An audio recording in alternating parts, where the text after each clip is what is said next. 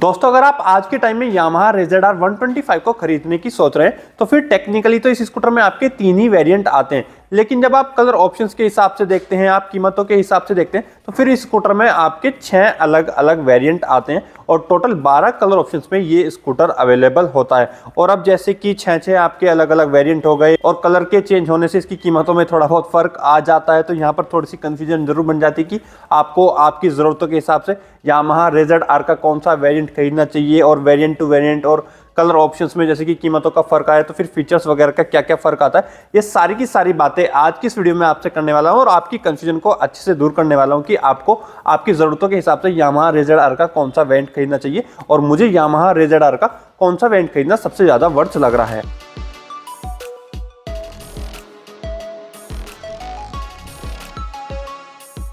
और अब ये रेज़र के एक एक वेरिएंट के बारे में मैं आपसे बात करनी शुरू करूँ उससे पहले मैं आपको इसकी कुछ कॉमन स्पेसिफिकेशंस बता देता हूँ, जो कि मैं आपको पहले भी काफ़ी बार बता चुका हूँ। तो दोस्तों ये जो रेज़र है इसमें आपका 125 सीसी का इंजन दिया जाता है और ये जो यामाहा की 125 सीसी के स्कूटर्स हैं, इनकी मुझे एक बात काफ़ी खास लगती है कि इनका जो कर्व वेट है वो काफ़ी कम होता है। लगभग 99 किलो के आसपास इनका कर्व वेट होता है। बाकी ground clearance, fuel tank capacity, boot space, कौन से व्हील्स के साथ ये स्कूटर आपको दिया जाता है या बाकी और भी जो टेक्निकल स्पेसिफिकेशंस है वो सारी की सारी आपके डिस्प्ले पर आ रही है। आप वहां से ये स्पेसिफिकेशंस देख सकते हैं। और यामाहा रेज़र के लाइनअप में जो सबसे पहला वेरिएंट आता है ये ड्रम ब्रेक वाला आता है, जिसके फ्रंट में आपको ड्रम ब्रेक ही दिए जाते हैं और इसका जो इंस्ट्रूमेंट क्लस्टर होता है ये पूरा का पूरा आपको एनालॉग में ही दिया जाता है, जिसमें कि आपको ओडोमीटर, स्पीडोमीटर और फ्यूल गेज ही दिया जाता है। और लाइटिंग के मामले में इसके फ्रंट में आपको हेलोजन बल्ब वाला ही हेड लैंप दिया जाता है और इसके ये ड्रम ब्रेक वाले वेरिएंट की एक शोरूम की मतलब 84,700 के आसपास है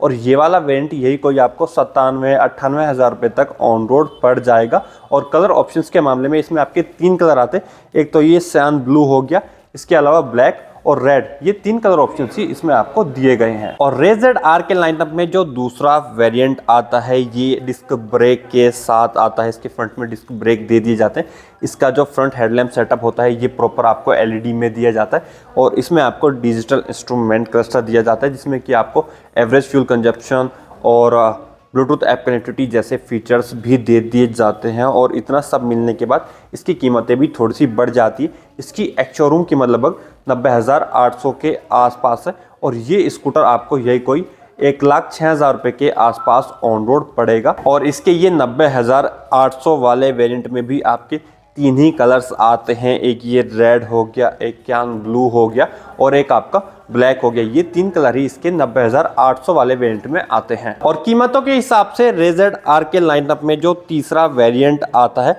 ये भी आपका डिस्क ब्रेक वाला ही होता है और सारे के सारे डिस्क ब्रेक वाले ही फीचर्स इसमें भी आपको मिल रहे होते हैं। लेकिन इसके जो कलर्स हैं उनके लिए यामाहा वाले आपके थोड़े से और पैसे लेते हैं। इसकी एक शोरूम की मतलब 91,800 के आसपास होती है, मतलब कि रेगुलर डिस्क ब्रेक वाले वेरिएंट के मुकाबले ये जो आप मैट ब्लू कलर देख रहे हैं जिसमें कि आपको गोल्डन कलर के एलॉय व्हील्स दे रखे हैं, इसके लिए आपको 1,000 रुपये ज़्यादा देने होते हैं। और ये जो 91,800 वाला वेरिएंट है इसमें आपका एक और कलर आता है जो कि रेसिंग ब्लू के नाम से आता है, जिसमें कि आपको ब्लू और सिल्वर कलर दिया जाता है और जिसके व्हील आपको ब्लू कलर के दिए जाते हैं। और कीमतों के हिसाब से जो चौथा वेरिएंट है उसमें भी बस आपको कलर डिफरेंस ही दिया जाता है, कॉस्मेटिकली ही डिफरेंस दिया जाता है। और इस वेरिएंट की एक शोरूम कीमत लगभग 92,300 के आसपास होती है और ये है यामाहा रेज़र का मोटो जीपी एडिशन, जो कि आपको ब्लैक कलर का दिया जाता है, जिसके ऊपर आपको मॉन्स्टर एनर्जी के काफ़ी सारे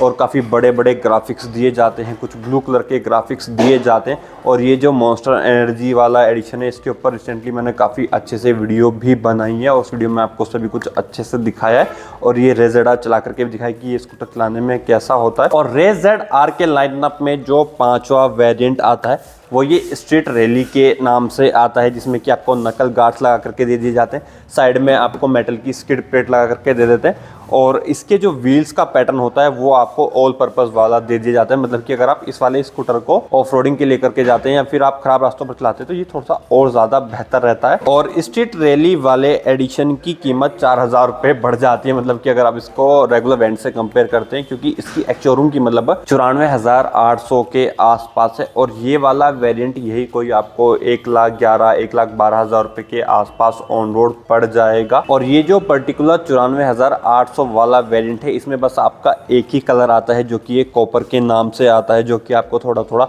मैटे ऑरेंज कलर की थीम में दिया जाता है और देखने में काफी अट्रैक्टिव सा ये कलर लगता है। और रेस ZR के लाइनअप का जो छठा वेरिएंट है या फिर जो फ्लैगशिप वेरिएंट है वो भी ये स्ट्रीट रैली का ही एडिशन है और इसके लिए आपको 1,000 रुपये और ज़्यादा देने होते हैं। मतलब कि इसकी एक्स-शोरूम की मतलब 95,800 के आसपास है और ऑन रोड कीमतों में भी यही 1,000 रुपये का ही फ़र्क आता है। ये वाला वेरिएंट आपको 1,12,000 1,13,000 तक ऑन रोड पड़ जाएगा और ये जो इसके लिए आप 1,000 रुपये ज़्यादा दे रहे हैं ये भी बस आप कलर्स के लिए ही दे रहे हैं। और ये 95,800 वाले वेरिएंट में आपके दो कलर्स आते हैं। पहला तो ये आपका सिल्वरिश सी टोन हो गई जिसको ये आइस वेयोम जैसा कुछ नाम देते हैं और इसमें आपको ऑरेंज व्हील्स दिए जाते हैं। इसके अलावा 95,800 वाले वेरिएंट में एक और कलर आता है जो कि आपका ब्लैक कलर होता है और उसमें आपको गोल्डन कलर के व्हील्स दिए जाते हैं। और अब बात की जाए कि रेज़र आर का कौन सा वेरिएंट खरीदना सबसे ज़्यादा वैल्यू फॉर मनी है, तो दोस्तों जब आप ये रेज़र आर का बेस मॉडल देखते हैं जो कि ये ड्रम ब्रेक वाला होता है तो फिर वैसे तो 84,500 रुपये की कीमतों में ये वेरिएंट भी ठीक ठाक है और जिनकी ड्रम ब्रेक की ही ज़रूरत है उनको तो मैं यही वेरिएंट खरीदने के लिए सजेस्ट करता हूं। या फिर जिनको बजट का थोड़ा इशू है तो फिर तो उनको ये ड्रम ब्रेक वाला वेरिएंट ही देखना चाहिए। लेकिन मैं पर्सनली आपको यहाँ पर ये सजेस्ट करूँगा कि अगर आपको डिस्क ब्रेक से कोई प्रॉब्लम नहीं है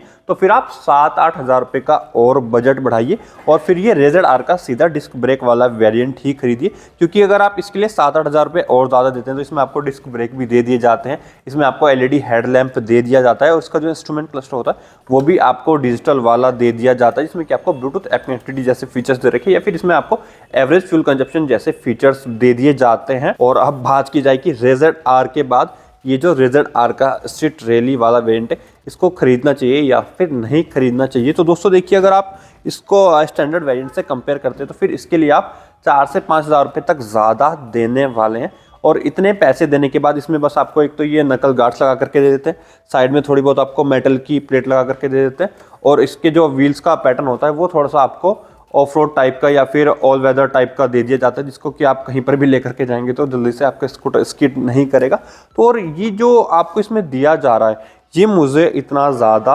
5,000 रुपये के हिसाब से वर्थी नहीं लगता है। हालांकि इसकी जो कलर्स की फिनिशिंग होती है या फिर जो कलर टोन होती है वो भी थोड़ी सी आपको बेहतर करके दी जाती है, इसके कलर्स देखने में काफ़ी अच्छे से भी लगते हैं। तो यहाँ पर मेरा यही कहना है कि अगर आपको ये स्कूटर 4-5 हज़ार रुपये ज़्यादा देने के हिसाब से खुद को वर्थ लग रहा है और आप इसके लिए 4 से 5 हज़ार रुपये ज़्यादा दे सकते हैं तो फिर तो आप इस पर अपने पैसे लगा सकते हैं। बाकी मुझे स्ट्रीट रैली वाला वेरिएंट स्टैंडर्ड वेरिएंट के मुकाबले इतना ज़्यादा वैल्यू फॉर मनी नहीं लग रहा है। और यामाहा रेज़र आर के लाइनअप में मेरा फेवरेट वेरिएंट ये यामाहा रेज़र आर का जो डिस्क ब्रेक वाला स्टैंडर्ड वेरिएंट है जिसकी एक्स शोरूम की मतलब 90,500 के आसपास है, ये वाला ही है। यही खरीदना मुझे सबसे ज़्यादा वैल्यू फॉर मनी लग रहा है। और इसके कलर्स मैंने आपको बताई दिए कि इसका जो मरून कलर है और उसका जो ब्लैक कलर है ये देखने में काफ़ी अच्छे लगते हैं। तो दोस्तों ये तो हो गया मेरा पर्सनल ओपिनियन। बाकी आपका ये यामाहा रेज़र आर के लाइनअप पर क्या कहना है, आपको कौन सा वेरिएंट खरीदना सबसे ज़्यादा वैल्यू फॉर मनी लग रहा है, आप किस पर अपने पैसे लगाने वाले,